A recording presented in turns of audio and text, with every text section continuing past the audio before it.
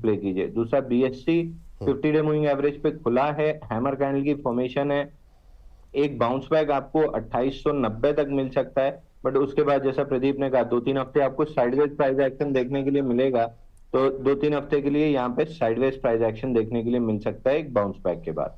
चलिए, तो ये अभी जिनके पास है वो पैनिक करके बेचने की आवश्यकता नहीं ना, क्योंकि एक समय तो 9% 10% तक टूट गया था, तो बीएससी में घबराने की जरूरत तो नहीं है। नहीं, अभी बहुत ज्यादा ऐसा घबराने की जरूरत, देखिए सर, इन सब चीजों में ना एक चीज मतलब सेंटिमेंटली एक चीज देखिए, शेयर बाजार में आप चाहे कितनी भी रिस्ट्रिक्शंस ले आइए, आप 2004 से आज तक देख लीजिए 75 आ चुकी हैं, जो एक चीज नहीं खत्म होती है वो चीज है उम्मीद। आदमी उम्मीद से आता है शेयर बाजार में कि फाइनेंशियल फ्रीडम पाएगा, पैसा कमाएगा।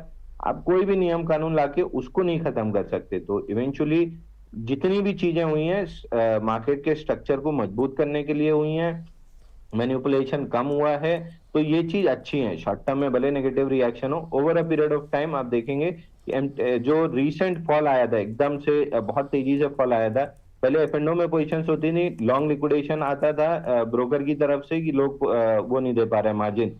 अब उसका एक दूसरा रूप बदल गया था एमटीएफ, जहां पे एक्सेसिव आप पोजीशंस देते जा रहे थे, और जैसे छोटा सा भी स्टॉप लॉस ट्रिगर करता था स्नोबॉल इफेक्ट आता था, उसको भी टाइट कर दिया। तो अब ये पैनिक सेलिंग जो बार बार आती है ना अलग अलग सेक्टर्स में, ये और कम होती जाएंगी। एफ&ओ की मार्जिन बढ़ने की वजह से कम हुई थी, तो एमटीएफ चालू हो गया था, एमटीएफ में भी अब स्ट्रिक्ट करने लगे हैं। तो ये जैसे जैसे टाइट होगा स्ट्रक्चर आपका सुधरता जाएगा। ठीक है सर। मैम संक्षिप्त टिप्पणी आपकी बीएससी पे नहीं आई है, तो बीएससी पे सिर्फ लेवल्स जी।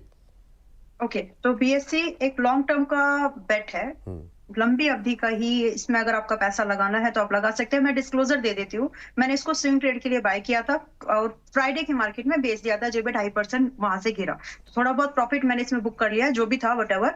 बट अभी वापस से जब भी मुझे मौका मिलेगा, तो क्योंकि मैं बीएससी को पर्सनली पसंद करती हूँ इन्वेस्टमेंट के लिए भी, तो मुझे लगा था कि प्राइस स्ट्रक्चर खराब हो रहा है इसलिए बेच दिया। उस समय न्यूज नहीं थी, तो अभी वापस से जहां मुझे मौका मिलेगा मैं मेरे पर्सनल पोर्टफोलियो के लिए भी इसको खरीदूंगी, लॉन्ग टर्म के हिसाब से जैसे भी है। फिलहाल खरीदने का विचार मेरा कहां पर बन रहा है, अगर मुझे ये 2650 के आसपास मिले, अभी 2820 पर है, तो वहां पर आप खरीदारी के बारे में सोच सकते हैं। विपुल जी, इस न्यूज के साथ एक इंपॉर्टेंट एस्पेक्ट हमको जरूर समझना चाहिए जी। जब ये एसटीटी वगैरह बढ़े थे, नो पोजीशन साइजिंग घटाई वगैरह, कई सारी चीजें पास्ट में हुई थी, कटिंग इन शॉर्ट, तो उसका इम्पैक्ट ब्रोकर कंपनीज ने, तो दो चीजें इससे ना बच जाती है, एमसीएक्स बच जाता है, बीएससी बच जाता है, एनएससी जब आएगा तब देखेंगे।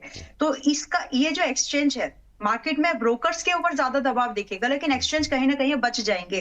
तो ब्रोकर्स के ऊपर इंपैक्ट जरूर पड़ेगा, क्योंकि पिछले 2 क्वार्टर्स में ब्रोकर्स ने एमटीएफ के थ्रू बचा ली अपने जैसे तैसे। बट आगे की सिचुएशन थोड़ी सी